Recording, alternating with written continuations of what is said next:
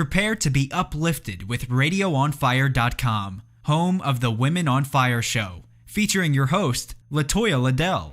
Good afternoon. Thank you for joining us today. This is Latoya Ladelle, and you're here with Women on Fire at RadioOnFire.com, where we encourage, impact, and empower the lives of women in Baltimore and throughout the world. Today, I'm so excited that you're taking the time to be with us, to join with us. We have something very special for you. Today, the topic is a cry for hope, a cry for hope. And the reason why we're addressing, this is our topic today, is because, just last week or the week before last, we saw a killing of one of our African-American men, by a police officer. And we've seen it in many other cases. We see the demise of the family. We see homelessness. We see single mothers struggling. And so we know that there is a cry out there. Our people are crying. They need hope. And today I'm so excited because normally we have women on fire, but today we have two men who are on fire within our community. And one of the men that we have here today is Mr. Corey Knight. He is the founder of the Hope Foundation. Mr. Corey Knight, thank you for being with us today. Hey, how you doing? Thank you for having me on your show. Okay, awesome. I'm just elated. We've been corresponding back and forth, and what you're doing in the community is absolutely amazing. Absolutely amazing. Just tell us start off with telling us a little bit about yourself and what you do. Well, the Hope Foundation is what we do is reentry. Okay. And so we work with a diverse population of men, women, and at-risk youth. Okay.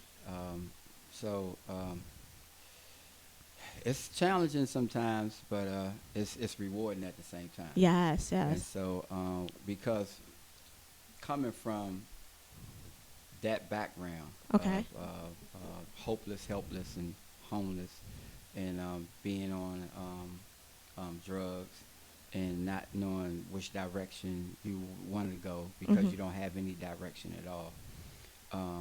I had my time living that lifestyle. Mm-hmm. And so my last time of incarceration, because that was part of my life as well, going to jail. Okay. And so that last time of my incarceration, I had the opportunity to get with some older guys and get with some people that was incarcerated, and then they was looking at trying to do something different. Oh, wow. And so we formed a group of guys, and we kind of worked on different issues mm-hmm. to better ourselves before leaving this time. Okay. And something that I found out this time when I was incarcerated is that I never, ever prepared myself to leave jail. Okay. And so, preparation in that area, I would always go back home mm-hmm. and do the same thing. So you're saying that you would get locked up and then you'll go back home, do the same thing, and then get locked up again. And so you had to get a new mindset. Right. Okay, go ahead. And so that is what we call it. We call it a vicious cycle. Vicious cycle. And so the cycle goes on. It's just like a washing machine. Mm-hmm. It goes around and around and around. Okay. And it's nonstop. Mm-hmm. And so I found myself going to jail, using drugs, going to jail, using drugs, going to jail. At that time, my drug of choice was crack cocaine. Okay. And so, just using drugs and going to jail was normal.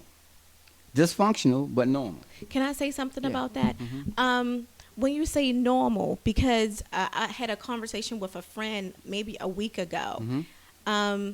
When you say normal, what do you mean by normal? Because the reason why I say that is because a lot of people, they have been through it, and there's a lot of people that's not associated, so they don't see, they can't connect, but there's a lot of people that can connect. So what do you mean by normal? Well, that was a normal way of my lifestyle. Mm-hmm. And so, we are people of behavior. Uh-huh. And so we create, we pick up behaviors that it's hard to get rid of. Yes. And so before you know it, you'll find yourself doing something dysfunctional that you'll think is normal. Okay. And so in that time, using drugs wasn't bad. Mm-hmm. I just didn't really like the consequences that came behind using drugs. Okay.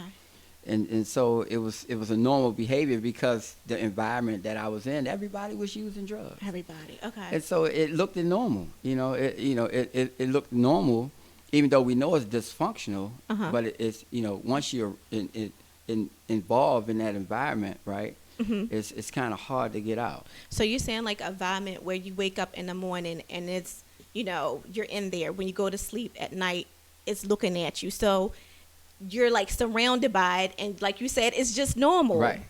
And so for those people out there who are in environments where it's just normal, there is a way out. Right. Okay. It is.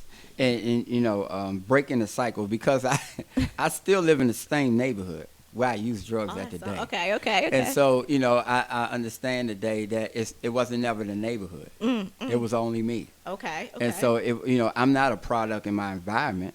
So I was just connected to an environment which I was, I picked up a lot of behaviors. Okay. And so, just based on that fact that I seen a better way out. So, we call it preventive thinking. And so I have to think about what I'm thinking about. Okay. And so a lot of times I would, want to go outside, and I was like, what are you going outside to do?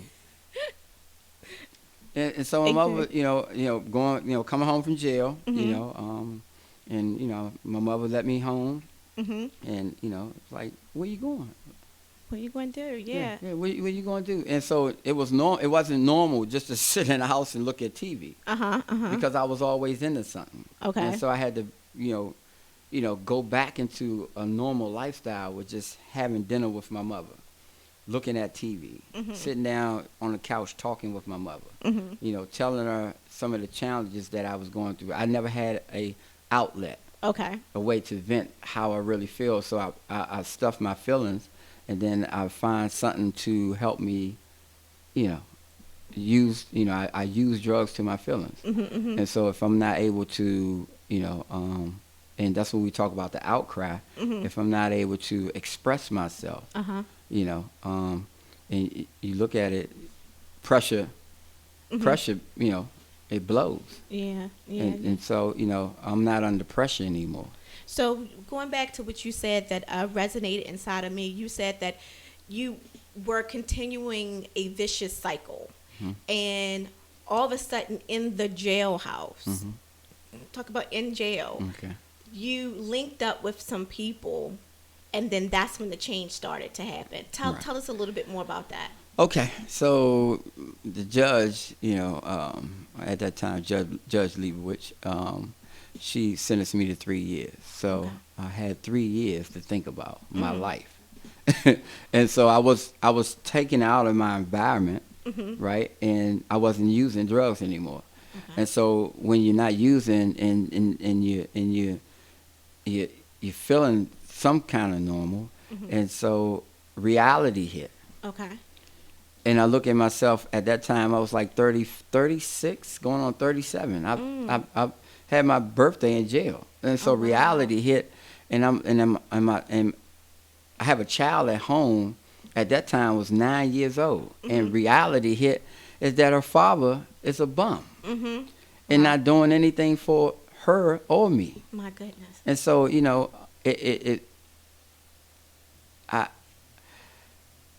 I started to look for some type of change in me. I knew I can do it because I've done it before. I just didn't keep maintenance on it. Okay. So I've stayed clean for a year before, and 6 months here, and but I never kept maintenance, and I started to go back around my environment, and then picked up the same behavior. Okay. So this time, they placed me in a 500-hour drug program. Okay. It's called the Choice Program. I was in Farrington, New Jersey, FCI Farrington, New Jersey, and I connected with some guys. We was in the program together, and we had meetings, and we started to talk about different stuff. Okay. And so before you know it, I was talking about me. So it goes back to that outlet you were talking about. You start to be able to talk about some things, to think about some things. Okay, go ahead. Right. And so, before you know it, I had so many issues You know, I didn't notice that, but I had so many issues. They was unaddressed issues. Oh, wow. And so as a child, you know, I suffered with abandonment issues. You know, because my father was never there. You know, he wanted to be a good dad, but at that time he was using drugs himself. And so I've seen the cycle of, you know, my father wanted to be there and he couldn't because he was using drugs. Okay. And so he would tell me stuff like, we're going to the movies, we're going to get some pizza, and we're going out, and, you know, and my mother would get me ready, and I'm sitting on the front, and my friends tell me, like, Corey, let's go play football, or let's go down the street. And I'm like, I'm waiting for my father. And before you know it, I'm sitting on the front for about 4 hours waiting for my father. My goodness. You know what I'm saying? Yeah. So I suffer with abandonment issues. So when I started to grow up, I thought everybody was going to leave me. Okay. And so I would get angry inside, and then I know I started to hold resentments, and anger fled, and then I didn't have any way to let that anger, so I just started acting out. So what I can see from what you're saying, you said there was a vicious cycle going on. You would go to jail, come out of jail, weren't planning for the future and what you was going to do. Then you hooked up with some gentlemen, and in that I guess in that bonding, then you were able to start expressing, start addressing some issues, some deep rooted issues, And so go ahead. And so, you know, before you know it, I found out that I was still a little boy, searching for so much stuff. And so the little boy never grew up. Wow. I was in a grown man body, but I was still a little boy. And so I was able to start to express myself. And at that time, I started to mature, not mentally, but spiritually, because I connected to a spirit at that time as well, in my higher power, which I call God. Amen. And so, you know, we was together, and we sat in church, and we read the word, and we started to get in tune. It's like tuning, fine tuning. And so we started to get in tune, and before you know it, you know, I was free, locked up. My spirit was free while I was locked up in jail, because now I knew it was something different about me. It was something better. I knew I was going home and was going to do something different. Oh, my goodness. And so I was excited, you know what I'm saying, being incarcerated. Because incarceration wasn't bad for me. It saved my life. You know, it saved my life. I've been through a whole lot, and we just, you know, me and one of my, and we coming down the road, we talk about, like, you know, I'm getting sore. I'm 46. And a friend of mine said, you know, yesterday, she said, you old. And I said, well, that's a blessing. You know, that was a blessing. That was a blessing to be able to be old. Yes. To get old. Yes, because a lot of people, you know, in these communities, you know, young, it's not unheard of to hear somebody young being gunned down or killed. And then we talk about this greater purpose. We talk about this greater purpose. And I wanted to say something about the greater purpose, because I always talk about it every time we get on here, that there's greatness in every single person. And I got a little upset because I'm seeing, you know, a lot of people dying, and you're seeing like the negative results. But I wanted to encourage the listeners, because Philippians 1:6 says, be confident of this very thing, that he who has begun a good work in you will perform it until the day of Jesus Christ. So what that's saying is, listen, God didn't just put greatness in you, but he's going to bring that thing out, and he's going to accomplish it in you. And you have to believe it. And I'm so glad that we have men and women like yourself who are saying, you know, I have greatness inside of me. God put a purpose inside of me. And so I'm going to go out and I'm going to float in that thing, and I'm going to touch lives. And that is what you're doing. You're definitely touching lives. So with the whole foundation, you said you bonded with these gentlemen, and this resonated inside of me. You said that I was incarcerated, but I was free. My spirit was free. I was incarcerated, but my spirit is free. But my spirit was free. So for those people who are in jail, do you have something to say to them? Yeah, but you know, like I would tell anybody, you know, saying because you're locked up don't mean you're locked up. Okay. And you know, everybody, you know, that's incarcerated, can have a second chance. Mm-hmm. Amen.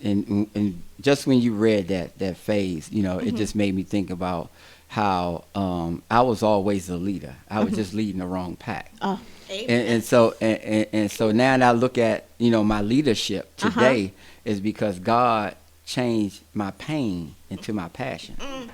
Amen. You almost got me all teary-eyed. Okay, well, I won't cut.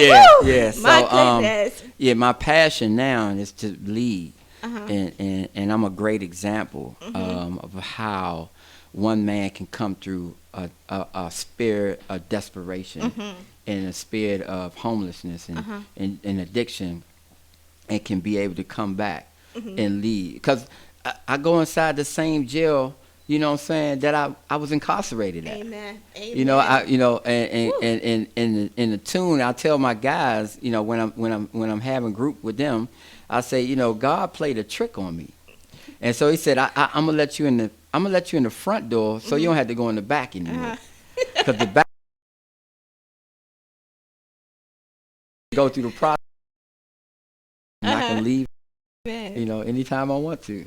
It's a wonderful thing. It's wonderful. It is wonderful. Yeah. Now let me ask you this question, because drugs, and I want to say this because everybody in their family have somebody basically under the on drugs, influence, and I have somebody who I really love dearly, who I'm seeking God for, and I do believe that God is going to do something in her life. Because I haven't been there, and I can talk about where I've been, but how do you get that strength? How do you go from that place? You have to hit rock bottom, and everybody has a different bottom, and so my bottom was me going to jail, and actually being able to actually see reality, like where my life can be at. It was like Groundhog Day, waking up doing the same thing every day, all day for 2.5 years. And so, that was my bottom. And I didn't want to be in jail anymore. I had a greater purpose in life. Yes. And so, some people have to go through the process. It's a process. Yes. And much as everybody wanted, my mother stayed on her knees, and much as everybody wanted for me to stay clean, because, I have a lot of skills. I have a lot of skill sets. I went to school for plumbing. I went to school for culinary, business management. I had all these skills and never used them before because of the drugs took it away from me. And so we can want we can want for that person to get clean, but we would have to let that person go through this process. Let them go and through just their be process there. and be there. Be there when they're ready. So be there when they're ready, and let them go through their process. Let them go. And I totally agree with that, because just a week ago I had ministered at the Word Lovers Conference, and my message was, can you handle the road to greatness? And when I look at the life of Joseph, how he was rejected by his family, so put in the pit, went through slavery, went to Potiphar's house, all to wind up at the palace. So you have to go through your process. Your process may be different than mine, Right. but we all have a process, and we have to go through a process to get to the greatness that God has called for us. Yes, Also, can you tell us more about your foundation? Okay. And so the Hope Foundation, what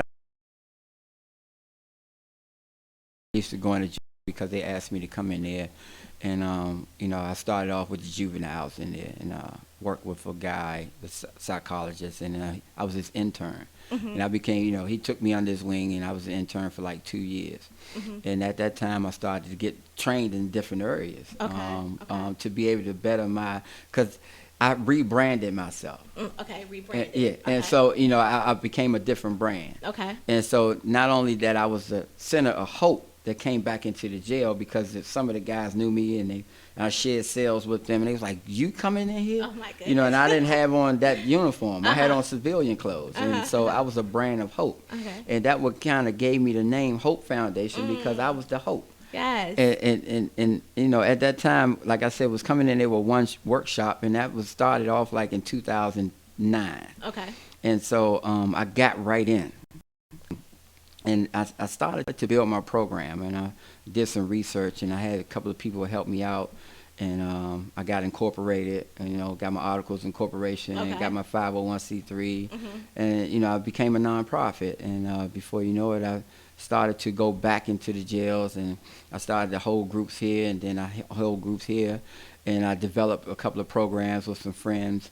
And we developed a program for men and women, 6-month program called the Fresh Start Program. The Fresh Start Program, And then we have the Fresh Start Program in the Department of Corrections now for men and women. For men and women, okay. And then we have a program in the Women's Halfway House called the WIN Program. The WIN and program. It's called Women Empowerment Network Program. Okay. And so we have that program as well. And then we have a juvenile program. It's called a SAFE Mentoring Program. Okay. And SAFE means Strategic Alternatives for Effective Mentoring. Awesome. And so we have 3 programs based in Department of Corrections now.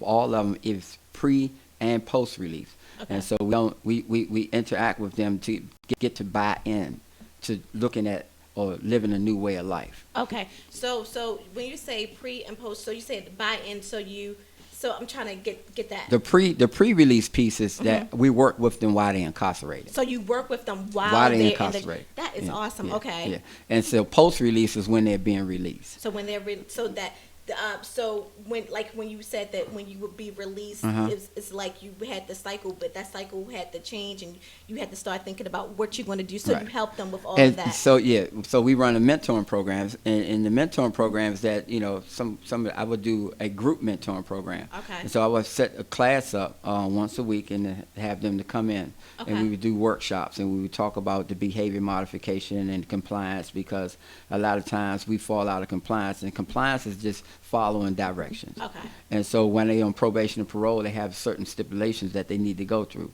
And so we kind of help them maintain that stipulation so they can get all papers. Okay. And so we work with individuals while they're at home, and then we take them through different phases of the workshop. We start off with behavior modification, and then we start off with like resume building and job training, and we kind of help them build resumes. Oh wow! So you provide resources for them also. So it's not just like because some programs they guide you to the well, but some programs got you to the well and then they give you a cup of water. Right. So you give them resources. Yeah. That's so awesome. I work with the clients as long as they want to work with me. Okay. And so my actual mentee that's here with me, he's been with me for 3 years. Awesome. And when he came home, we went through the cycle, we went through the phase, and he built, and now he works with youth. Yeah. And he's a coach. He does basketball and football, with the guys, and so he just followed the model. He adapted to this model of this new way of life, and that's all I get to try to get them to do is to buy into models. And what I can see from here is from what you're telling me that a lot of the change happened as a resort of mentorship and bonding, and as a result of that, you yourself now are mentoring others and bonding with them so that they can have, the life that they're deemed to have, which is awesome. Yeah. I mean, it's tremendous. Let me ask you this other question. In reference to now, like my heart was grieved a couple of weeks ago with the African American brother that was shot by the police officer. One person who is just like has motivated me from a child was Dr. Martin Luther King, right? And I mean, I could quote so many things he said, and I know that he had a vision for the people, and that vision that he had cost him his life. Right. So now we're here in 2015, and now our people, we're struggling with another crime. Yeah. And how do we as leaders, because you are a leader, myself as a leader, and we have other leaders out there, how do we start to address the cry and answer the cry for our people?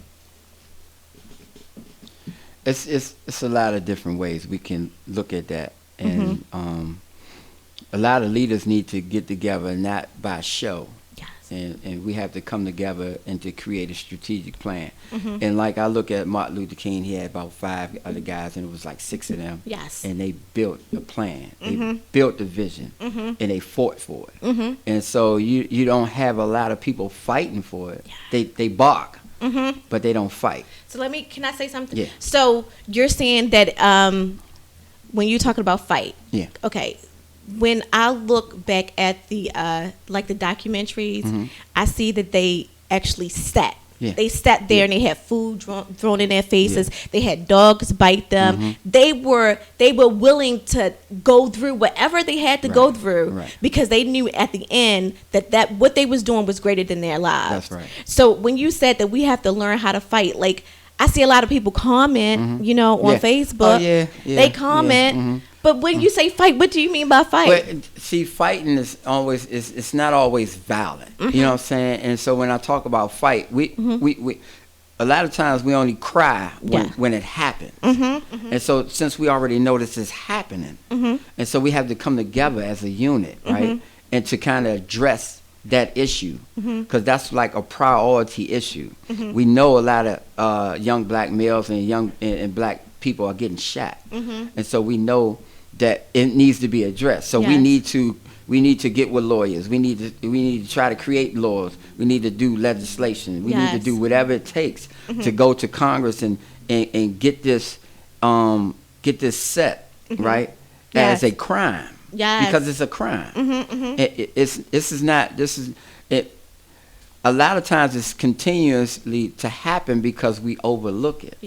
And so like I said, we will cry for a minute when it happens, and then it just goes to rest. Dies down. And so we don't look at it like it's trauma. Because we could see it every day on black and black crimes. And so they say, well, if they killing each other, then you know. It happens. It's freely going in that direction. It's as well. almost like we become desensitized. There you go. And so it's not enough for us to just comment on Facebook and Twitter or whatever. We have to start carrying the torch. That's right. You know, it's not enough. And the crazy part about it is when Dr. Martin Luther King, when he started out, his own black people told him, shut up and sit down. You know, you're making problems for us. So I mean, we have to be those type of leaders that are willing to go against, quote unquote, the fame, to go, because we're not trying to do the fame. We're not trying to get the fame. We see that there is a cry and we need to answer that cry. And that's what we're talking about, because them political leaders that we call political leaders, they only come out when stuff happens. But if you're already a leader, you can go and go to the Capitol. And you can sit on the steps of the Capitol, and we can protest that this is a crime. And so we can go in there and meet with legislation. We can meet with senators and whatever. We can go in there and talk about this issue. We talk about every other issue. We talk about money for education. We talk about pregnancy, abortions, and all this. But so we can talk about this issue, but we just have to come together. And so everybody's trying to do individual protests. Instead of coming together. And so awesome. Yeah, I totally agree with that. And if you're out there and you hear this broadcast, I'm pleading with all of our leaders to stand up. I mean, it's not enough for us to just hear and us to just see, but it's time for us to carry the torch. It's time for us to stop letting the torch pass us by and say, okay, this person can take the torch. Stand up, because if you don't stand up, and it reminded me of Esther, you know, Esther in the Bible, when Mordecai went to her and he said, what happened was in the Bible, for those who don't know about Esther, she was a queen. She became queen, and her uncle, basically they put a decree out for her people to be killed. And her uncle went to her and said, listen, I need you to petition the king so that you can save the lives of your people. And what happened was Esther, for her to go before the king, she had to be summoned, and she wasn't summoned. And if she went before the king before she was summoned, she would wind up being killed. And so Mordecai said to her, don't think that you're going to be up in the palace and you're not going to be affected if you don't stand. If you don't stand up for what's right, don't think you're not going to be affected. And so the issue is, it will come knocking on your door. Yes, it will. It will come. So don't think that if you're sitting back and you're quiet and you're just putting a post or whatever, that's not good enough, because at some day it will come knocking on your door with your uncle or your your aunt or Right. whoever. And Right. so we must stand up as a people, and we must answer those cries. You also talked about different organizations that you have. If a person was interested in learning about those organizations or getting some services or being a part of it, what would they do? Well, what we do now is we get them to register with us, and then Okay. we do an orientation, and we kind of to build a workshop around it. How would they register? Well, they can go to my website, www.hopereentry.networkdc.org. Can you say it again? www.hopereentry.networkdc.org. Okay. Or you can contact me at area code 202-437-3360. Can you say it one more time? 202-437-3360. Okay. Or you can email me at hfoundation2013@gmail.com. One more time. hfoundation2013@gmail.com. Okay. Okay. And, reach out. And what we do is we link to different programs and different organizations and different educational. And so what we do is we do an orientation, we do an assessment, and we kind of see where their needs is at. Okay. Because we need to meet the needs. Meet the needs, yes. And so everybody don't has the same problem. So we need to. So we build a case, which we're case managers, and Okay. we send them out to education. We send them out to skills or job training, and we kind of oversee their case. Okay. And so before you know it, they went through them phases, and now we're still mentoring them Oh, that's amazing. because they need the support. One thing about people is that we need support. Yes. Okay. So you have to build a support system around them to help them and encourage them and strengthen, and help them build up. Yes. Because a lot of people come from low self-esteem, low self-worth. And so we need to help them build that low self-esteem to a higher self-esteem. Yes. And so that support system that we created for them is a much stronger base source of support right now. Okay. So all of those listeners who are out there and you're interested in these services, he gave you all the information as to how you can contact his foundations, what services are made available to you. We implore you to go ahead and utilize those services. And also for those people who you know that you're called to be a leader amongst the community, to start taking a stand and to really reach out and to do what you're called to do.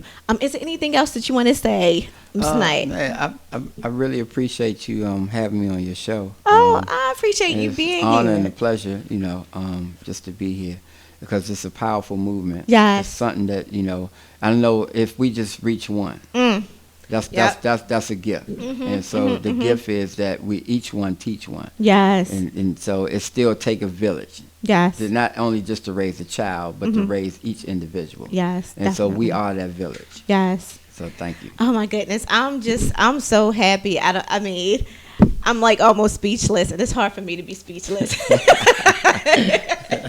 But I'm so happy because, just to be around people who are just answering the calls on their lives, people from so many different backgrounds, but they're doing what God called them to do, and they have the passion to touch lives. It just does my heart so well. And I'm just honored that you're here, and your testimony and your life, it's just awesome. It's just a testimony to all of those out there that, hey, it doesn't have to end behind bars. It does not have to end behind bars. You can go from behind bars. So I'm just so happy that you're here. Is there anything else that you want to say before we? Yeah. Okay. So since you on that note, Okay. A lot of times, we are the people that's being looked over, and we come and so God needs to show you that He still produces miracles. And so, just when you think you counted out, right, you are that miracle to the next individual that Yes. God has to show, that tangible miracle. And so He can see that, you can come from a place of hopelessness Yes. and desperation, and then come back and be able to sit in front of a mic and have a bow tie on. You know what I'm saying? And because I didn't dress like this a long time ago. Not at all. So this is a whole new, era of my life, and I'm proud to say that I'm living the most peaceful life Yes. I've ever had in my life. And if it took all that hell to get to where I'm at today, I love it. You love it. I have to agree with you, because when you're walking in purpose, it is a peace that come over you, because you're doing what you know that's inside of you. Right. I mean, you're right. It is a peace, because even with me, I have a peace. Right. I have a peace, and I just thank God for you, and I thank God for like so many of the people who have come here for Women on Fire, because we all have to link together. That's right. Link together and do what we're called to do. Yes, indeed. Thank you. Thank you.